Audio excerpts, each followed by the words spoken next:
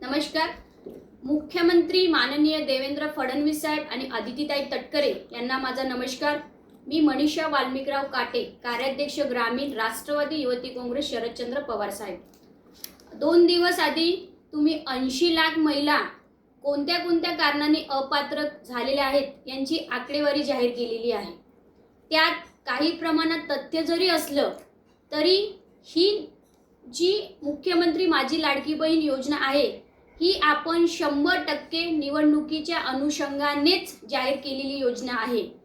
कारण त्या ज्या तुम्ही 80 लाख महिला अपात्र केलेल्या आहेत त्यांना निवडणूक होईपर्यंत तुम्ही कोणतीही प्रकारची शहानिशा न करता बरोबर त्यांच्या खात्यामध्ये तुम्ही पैसे वळते केले।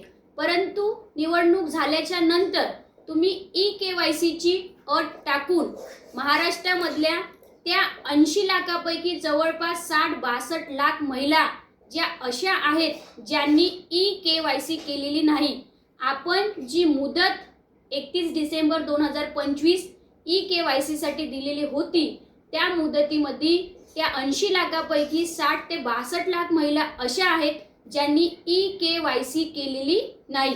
त्यांनी ई-KYC का बरं केली नाही? कारण त्यांना अनेक समस्यांना सामोरे जावे लागले, जसं की माहितीचा अभाव असेल, ई-KYC करायला गेल्याच्या नंतर सर्व्हरचा त्यांना प्रॉब्लेम आला, कुठं नेटवर्कचा त्यांना इश्यू आला, म्हणजे असे अनेक कारणं आहेत ज्यांच्यामुळं त्या महिला ई-KYC पासून वंचित राहिलेल्या आहेत। काही महिला त्यामध्ये अशा सुद्धा आहेत ज्यांनी ई-KYC केली पण त्यांचं दुरुस्ती ई-KYCच्या दुरुस्ती यादीमध्ये नाव आलेलं नाही। काही आकडा असाही आहे की ज्यांची आधार कार्ड नंबर चुकल्या गेलेले आहेत आणि त्या सुद्धा महिला अपात्र झालेल्या आहेत। अशा त्या 80 लाखापैकी काही मोजक्या बोटावर मोजक्या महिला सोडल्या तर 60 ते 62 लाख महिला ज्या आहेत या अशा महिला आहेत ज्यांनी ई-KYC केलेली नाही। आणि ह्या महाराष्ट्रातील अत्यंत गरजू आणि शेतमजूर करणाऱ्या, शेतीमधलं काम करणाऱ्या, घरकाम करणाऱ्या अशा महिला आहेत।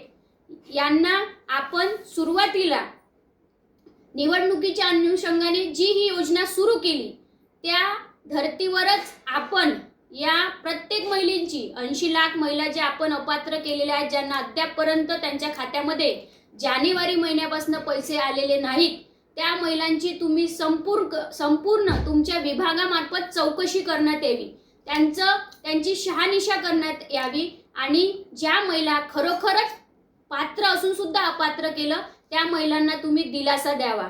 तुम्ही दुसरी अट टाकली की 2.5 लाखाच्या वर जर उत्पन्न असेल तर ती सुद्धा महिला तुम्ही अपात्र केलेली आहेत। तुम्ही अशा आम्ही हे आधार कार्ड चेक केलेले जवळपास 250 आधार कार्ड आम्ही चेक केले। जिल्हा महिला बाल विकास भवन, जिल्हा परिषद यवतमाळ येथे या आधार कार्ड मध्ये अनेक महिलांचं हे RTR रिलेटिव्ह हे एक रिझन आलेलं आहे।